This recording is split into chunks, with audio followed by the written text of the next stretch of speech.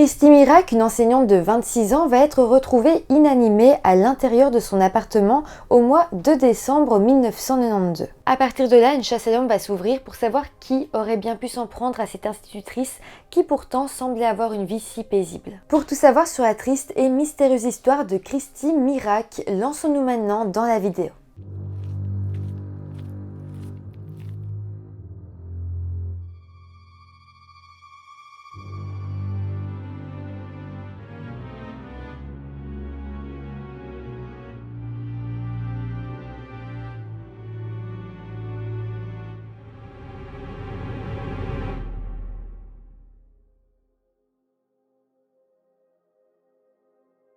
Hello tout le monde, j'espère que vous allez bien. Aujourd'hui, je vous retrouve avec une histoire qui s'est passée il y a assez longtemps, mais la résolution s'est passée il y a peu de temps. C'était pour moi important de vous en parler parce que cette affaire est pleine d'espoir et montre que parfois, après des années et des années, eh bien, une affaire peut être résolue grâce à tous les progrès qui ne cessent d'arriver. J'espère en tout cas que cette histoire va vous intéresser et qu'elle va vraiment vous tenir en haleine parce que vraiment, c'est une histoire de dingue. Sinon, avant de commencer la vidéo, comme d'habitude, je vous rappelle de vous abonner à la chaîne si ce n'est pas encore fait.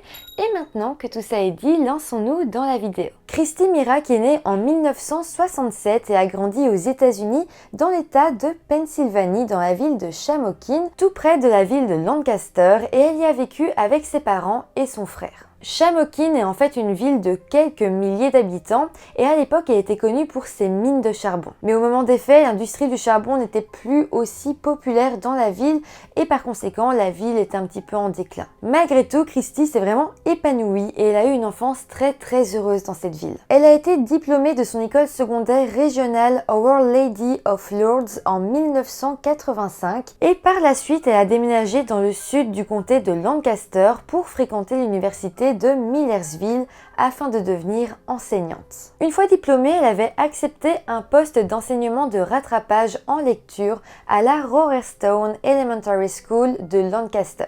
Par la suite, en 1991, alors qu'elle était âgée de 25 ans, elle a accepté un nouveau poste en tant qu'enseignante pour une classe d'enfants entre 11 et 12 ans. Rapidement, Christy est devenue l'une des enseignantes préférées de ses élèves. Elle avait vraiment une personnalité pétillante et une nature très bienveillante. En classe, elle accordait aussi une attention particulière à chaque enfant et elle disait à son entourage que pour elle, l'enseignement n'était pas un travail, mais une passion. Par contre, au niveau de sa vie personnelle, Christy était une femme très secrète, elle parlait très peu d'elle-même. Même sa propre famille n'était pas vraiment au courant de sa vie au quotidien et en fait, Christy était très proche de sa maman, mais elle semblait pas vraiment vouloir l'inquiéter avec ses problèmes ou quoi que ce soit, donc elle parlait de son métier et de choses banales, mais jamais vraiment de sa vie privée. Mais vous allez voir par la suite que Christy renfermait malgré tout pas mal de secrets. Bon, plongeons-nous maintenant dans la journée du 21 décembre 1992. Christy est maintenant âgée de 26 ans et là on est en plein dans la période de Noël et c'est bientôt les vacances. Ce matin-là, Christy s'était réveillée et elle emballait des cadeaux de Noël destinés à ses élèves. Elle avait en fait décidé de leur offrir un livre chacun, un livre différent qui était un peu adapté à leur personnalité. Il faut savoir qu'à la base, Christy se levait toujours très tôt le matin pour se préparer, déjeuner en lisant son journal et puis ce jour-là, c'était donc aussi pour emballer les cadeaux, mais c'était habituel. Elle se levait toujours très tôt. Et puis comme c'était le dernier jour avant les vacances d'hiver, Christy se préparait à quitter son appartement pour aller rejoindre ses parents à Shamokin pour passer les fêtes en famille. Nous sommes alors quelques heures plus tard dans la matinée et les collègues de Christy sont un peu inquiets parce que Christy ne s'est pas présentée à l'école pour travailler ce jour-là. Évidemment, c'était très étrange, très inhabituel. Christy n'avait donné aucune nouvelle, n'avait prévenu personne, juste elle n'était pas venue travailler. Et là, évidemment, tout le monde était inquiet. Le directeur de l'école, lui aussi très inquiet, a décidé de se rendre à l'appartement de Christy qui se situait dans le complexe Greenfield Estates. Arrivé devant la porte de son appartement, il a alors été assez surpris de trouver la porte entrouverte. Il a alors passé la tête vers l'intérieur de l'appartement, il a crié Christy plusieurs fois mais personne n'a répondu. Assez rapidement quand même, il est devenu de plus en plus inquiet et il va décider de rentrer dans l'appartement pour voir ce qu'il se passe. Et là, en entrant, il va directement tomber sur le corps inanimé de Christy allongé au sol. Le directeur en panique va alors sortir de l'appartement, il va crier, il va sonner chez un voisin qui va lui ouvrir et ensemble ils vont appeler le 911. À ce moment-là, il était 9h22 du matin. Lorsque la police est arrivée, ils noteront que lorsqu'ils ont trouvé le corps de Christy, elle portait son manteau et ses gants. Par contre, ses sous-vêtements, son pantalon et ses chaussures avaient été enlevés et les vêtements sur son torse avaient été relevés. De plus, ils noteront qu'elle semblait avoir été étranglée et avoir été battue au cou et au visage. Aussi, il y avait une planche à découper qui était juste à côté du corps de Christy, comme si elle avait essayé de se défendre avec cette planche, mais qu'au final, eh bien, son agresseur l'avait retournée contre elle. Clairement, on voit qu'elle s'est défendue contre quelqu'un, mais qu'elle a été battue et qu'elle s'est effondrée au sol comme ça. Donc là, la scène de crime est très étrange, très macabre, mais déjà une chose va comme sauter aux yeux des enquêteurs. En fait, il faut savoir que la porte d'entrée de Christy se verrouillait automatiquement quand elle était claquée et qu'en plus, elle disposait d'un judas. Ce qui fait donc que si quelqu'un avait sonné chez elle ce matin-là, elle aurait pu voir avant d'ouvrir de qui il s'agissait. On y reviendra plus tard, mais tout de même, ces détails laissent penser que Christy aurait pu ouvrir d'elle-même la porte à son agresseur. Mis à part ça, dans son appartement, il semblerait qu'il y ait eu une lutte et beaucoup de choses étaient tombées à terre. D'ailleurs, les cadeaux qu'elle avait emballés juste avant étaient tous un peu éparpillés partout au sol.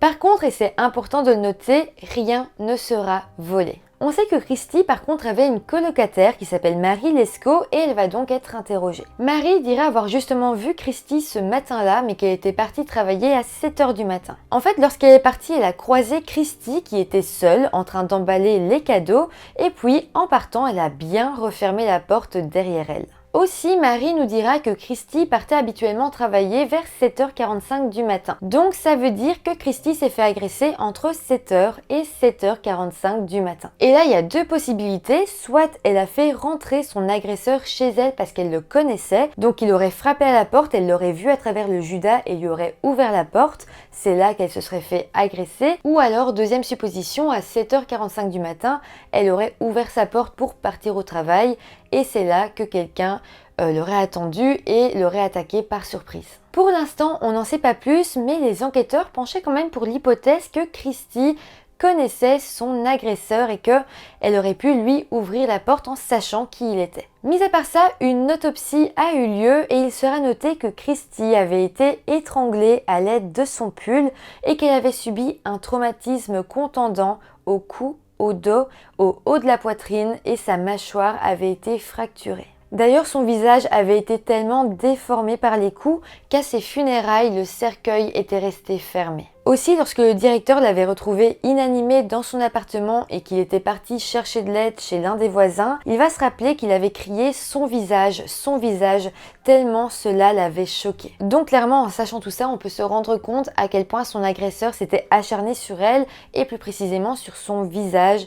Et ça veut quand même dire beaucoup. Souvent, quand l'agresseur s'acharne sur le visage de sa victime, c'est qu'il la connaît et qu'il a une haine envers cette personne. Aussi, pour en revenir à l'autopsie, il va être découvert que Christy avait été agressée sexuellement et du sperme va être retrouvé à plusieurs endroits sur son corps, mais aussi sur le tapis de son appartement. Évidemment, on est en 1992, donc oui, les enquêteurs ont l'ADN du meurtrier, mais ça va pas forcément les amener directement à lui.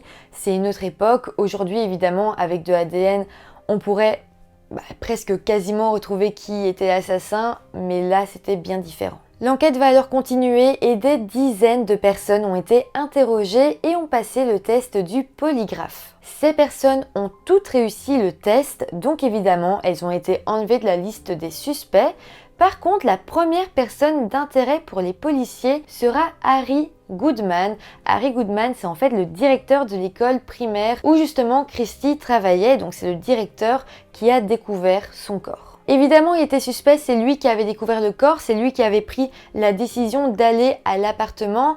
Donc, c'était normal que les enquêteurs enquêtent un petit peu sur lui, mais très rapidement, ils vont se rendre compte que non, c'était pas du tout lui le responsable.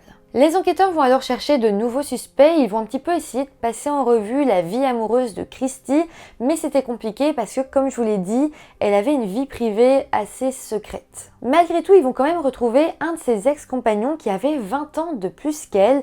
Ils vont l'interroger un petit peu, ils vont même commencer à le suspecter, mais finalement il aura un bon alibi, il va vraiment bien se défendre et il va être enlevé de la liste des suspects. D'ailleurs, pour être sûr qu'il était bel et bien innocent, on a comparé son ADN à celui retrouvé sur la scène de crime, sur le tapis, sur le corps de Christy elle-même, et ça ne matchait pas du tout, donc c'est la preuve ultime que lui n'avait rien à voir avec l'assassinat de Christy. Sinon, quelques semaines plus tard, une personne va venir au poste de police et il va expliquer qu'il pense avoir vu quelque chose le 21 décembre au matin, donc le jour du meurtre. Il dira en fait avoir vu un homme garer une voiture de taille moyenne dans un parking en face de l'immeuble de Christy et marcher vers l'appartement vers 7 h du matin. Les policiers de l'époque avaient alors fait un communiqué et ils avaient demandé à cet homme qui s'était justement garé sur ce parking et qui avait marché jusqu'à l'appartement de Christy de s'identifier en disant que s'il venait pas à s'identifier à la police, il serait considéré comme le suspect principal dans l'enquête. Alors c'est pas une surprise, personne ne viendra s'identifier à la police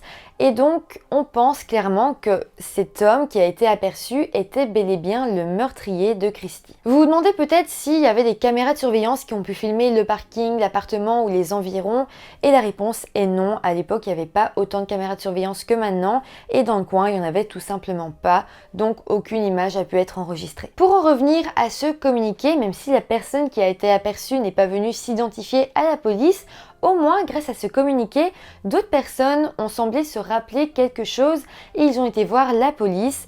Et en fait, on va se rendre compte que plusieurs personnes ce matin-là ont vu cet homme se garer sur le parking puis marcher vers l'appartement. Grâce à ça, on va même petit à petit avoir un portrait de l'homme qui était dans cette voiture. On recherchait alors spécifiquement un homme blanc, musclé, de plus ou moins 100 kg, avec des cheveux longs et fins de couleur brun, rasé de près avec les yeux foncés. Selon les témoins, l'homme aurait pu porter une chemise bleue, blanche et noire ainsi qu'un jeans bleu. À cette description, les policiers vont joindre un portrait robot et ils diront que probablement l'homme conduisait une Dodge Daytona argentée délavée de 1987 ou 1991 avec des pare-soleils noirs sur la vitre arrière. Donc ça faisait quand même pas mal de détails et quelqu'un aurait pu reconnaître la voiture ou l'homme. Malheureusement, pendant 10 ans, les enquêteurs vont chercher à retrouver le meurtrier sans jamais y arriver. Étant donné encore une fois que Christy était une femme très secrète, ils avaient du mal à retracer ses connaissances et ils partaient du principe que, comme tout le monde, elle devait avoir des ennemis,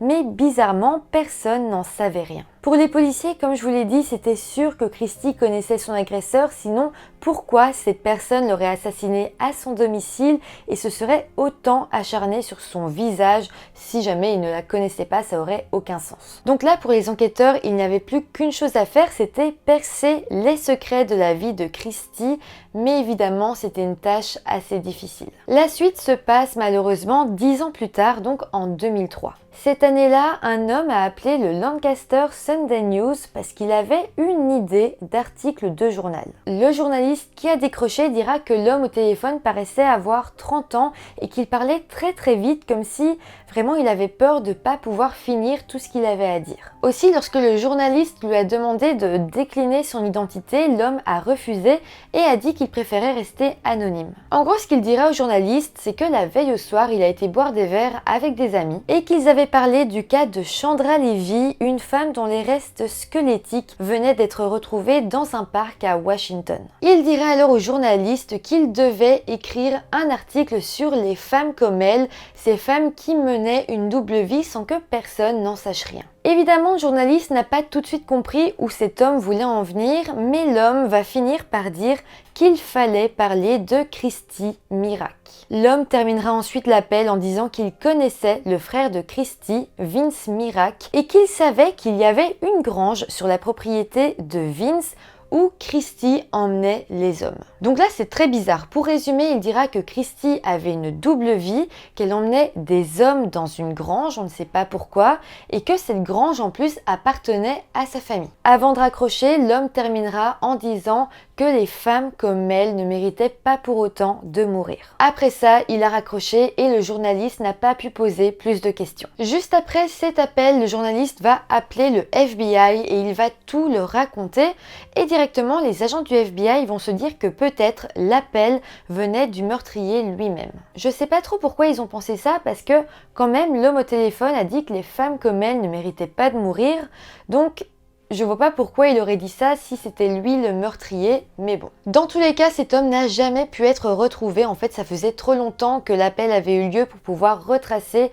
d'où il venait exactement. Donc, les enquêteurs n'ont rien pu faire et le journaliste qui avait parlé à cet homme au téléphone n'a pas pu donner plus de détails. Les enquêteurs interrogeront malgré tout le frère de Christy, donc Vince Mirac, et il déclarera aux enquêteurs qu'il ne comprenait pas du tout de quoi l'homme voulait parler, d'autant plus qu'il n'y avait absolument pas de grange sur le terrain de sa famille ou sur son terrain, enfin la famille n'avait jamais eu de grange. Par la suite, en 2017, les enquêteurs ont contacté Parabon Nanolabs, c'est une société de technologie ADN pour obtenir de l'aide dans cette affaire. Et là, c'est vraiment dingue parce qu'en utilisant l'ADN des échantillons de sperme qui avaient été récupérés sur le tapis dans l'appartement de Christy, eh bien la société a pu créer des images de ce à quoi pourrait ressembler le tueur de Christy à l'âge de 25, 45 et 55 ans. Ces images ont ensuite été rendues publiques dans l'espoir que quelqu'un peut-être puisse reconnaître le visage de l'homme. Entre-temps, l'ADN a bien évidemment été comparé à ceux déjà présents dans les bases de données des policiers,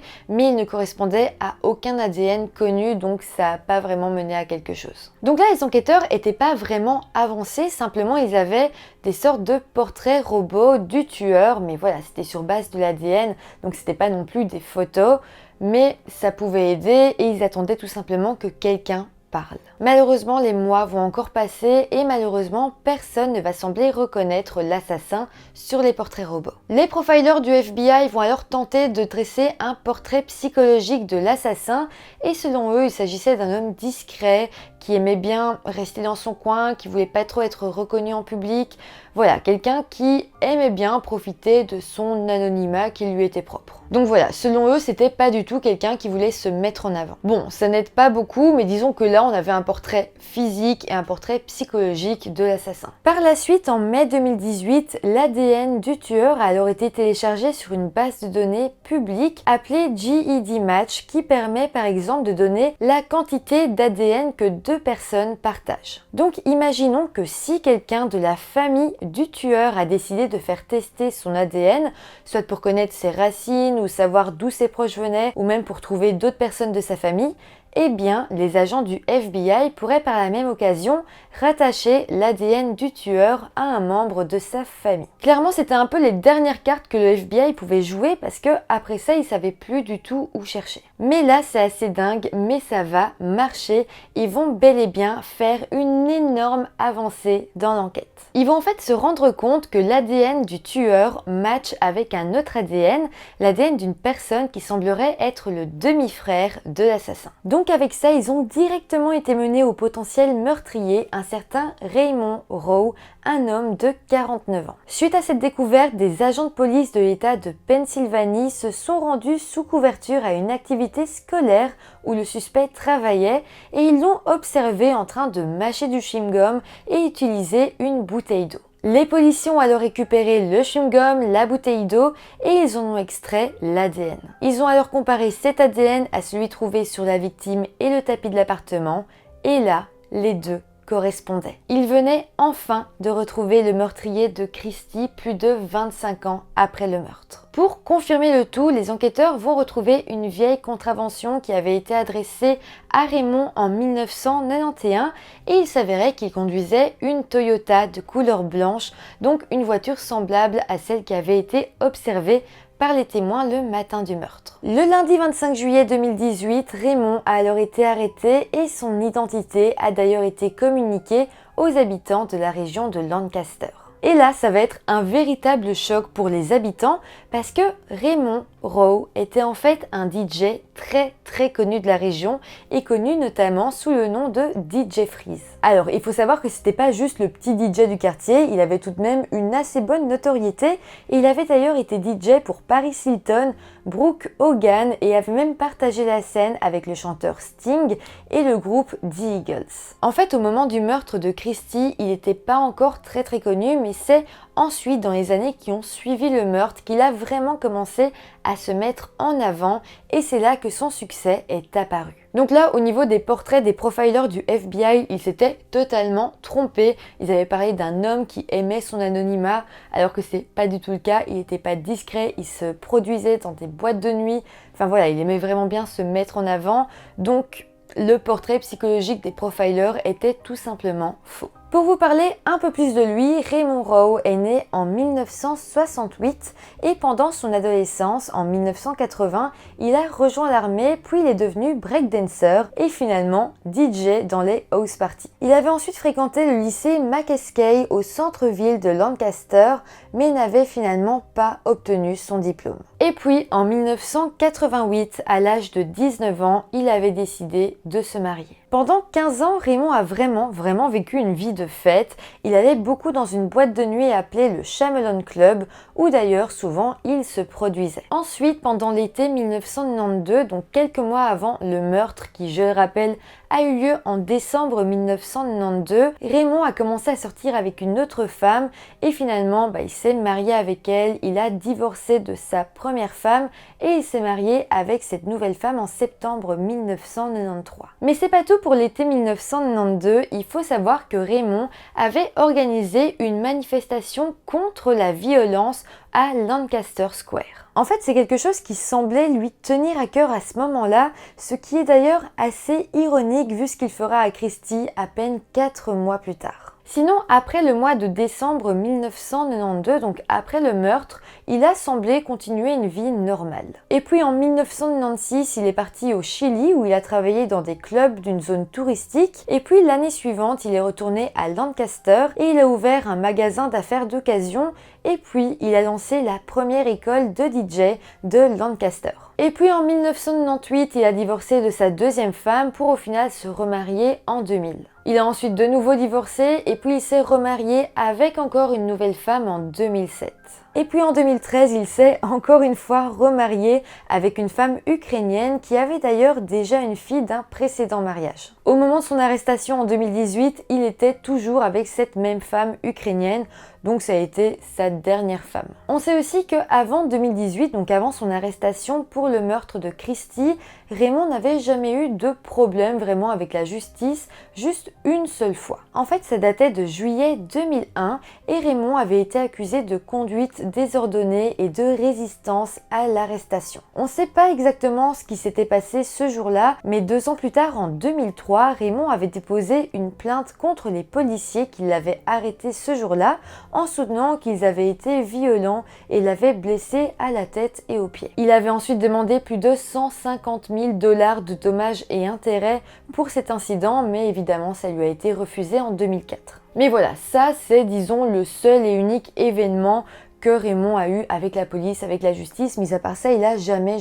été arrêté, il n'a jamais eu de problème, oui, des petites contraventions par-ci par-là, mais j'ai envie de dire comme une grande partie des gens sur cette planète. Donc clairement, Raymond était monsieur tout le monde et personne se doutait qu'il pouvait être un meurtrier. Pour en revenir à l'arrestation qui a eu lieu en 2018, lorsqu'il a été arrêté et emmené dans les locaux de police, Raymond ne s'est pas débattu, vraiment il était totalement coopératif et il a même avoué les faits directement. Il a aussi expliqué être devenu chrétien entre-temps et il a présenté à la famille Christy des excuses, mais évidemment c'était un peu trop tard pour ça. Rapidement, il va y avoir une confrontation entre Raymond et la famille de Christy et clairement ça va être un événement très difficile à vivre pour la famille Christy et son frère Vince va dire à Raymond: j'ai cherché qui pourrait faire une chose aussi horrible, qui pourrait faire quelque chose d'aussi odieux à une autre personne et s'en aller sans regret. Maintenant, je sais qui.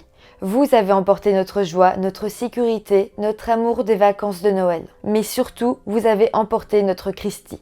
Nous luttons chaque jour pour surmonter la douleur. Je ne peux qu'espérer que le reste de votre vie sera aussi douloureuse pour vous que les 26 dernières années l'ont été pour ma famille. Le père de Christy a à son tour voulu parler, mais malheureusement il a fondu en larmes et il n'a jamais pu dire au meurtrier de sa fille ce que vraiment il avait sur le cœur et ce qu'il voulait lui dire. Pour ce qui est de la maman de Christy, malheureusement, elle est décédée quelques années plus tôt et n'a donc jamais pu connaître l'identité de l'assassin de sa fille. Quelques mois plus tard, un procès sera ouvert où Raymond plaidera coupable. Par contre, il restait encore des tonnes de questions sans réponse. En fait, même si oui, il a reconnu être le meurtrier, il n'a jamais voulu s'expliquer, il n'a jamais expliqué s'il connaissait Christy ou non, si c'était prémédité ou non. Il a jamais rien dit de plus, ça fait qu'on est toujours, nous, la famille, les enquêteurs, la justice, dans un brouillard total. En fait, c'est vraiment triste parce que le procès n'a pas du tout amené les réponses aux questions qu'on attendait. Oui, Christy semblait avoir des secrets et malheureusement, tout le monde avait l'air de vouloir les garder secrets. On se dit que Christy appréciait la vie nocturne de Lancaster et on se dit que peut-être elle aurait pu rencontrer Raymond au Chameleon Club, donc là où il mixait assez fréquemment. Mais encore une fois, en fait, personne ne peut vraiment confirmer ça. Donc c'est quand même dingue parce qu'on sait même pas à la fin de ce procès si oui ou non Christy connaissait vraiment Raymond. On ne sait toujours pas si le jour du meurtre elle lui a ouvert la porte ou si elle a été prise en embuscade quand elle partait au travail. Il reste en fait énormément de questions. En fait, on se dit que la seule personne qui avait l'air un peu au courant de quelque chose, c'est l'homme qui avait justement téléphoné aux journalistes. Il disait que Christy pouvait avoir une vie secrète, qu'elle emmenait des hommes dans une grange qui appartenait à sa famille, mais la famille de leur côté dit qu'ils n'ont aucune grange, donc voilà, tout ça est encore très bizarre. Et je me dis, est-ce que cet homme a fait une blague? Est-ce qu'il était avec ses amis? Est-ce que c'était un pari? Ou est-ce que vraiment il savait quelque chose? Malheureusement, je sais pas si on le saura un jour et cet homme-là ne donne plus signe de vie, on ne sait pas qui il est, donc on ne sait pas s'il va un jour en dire plus. Malgré tout, pour en revenir à la fin du procès, Raymond sera condamné à la prison à perpétuité, ce qui évidemment soulagera les proches de Christy. Voilà, c'est comme ça que se termine cette histoire. Je sais ici c'est assez ambivalent, on n'est pas sur un cold case, mais on n'est pas non plus sur une histoire qui est totalement résolue, ça reste quand même très énigmatique, mais malgré tout, grâce à l'avancée de la technologie ADN, on a su 25 ans plus tard retrouver le meurtrier de Christy, et ça je trouve que c'est un réel message d'espoir. En tout cas, n'hésitez pas à me dire en commentaire toutes vos théories, je lirai les commentaires avec attention. N'hésitez pas non plus à mettre un petit pouce en l'air si la vidéo vous a intéressé, à vous abonner à la chaîne, ça m'aide énormément, et moi je vous dis à très bientôt pour une nouvelle vidéo. Bye!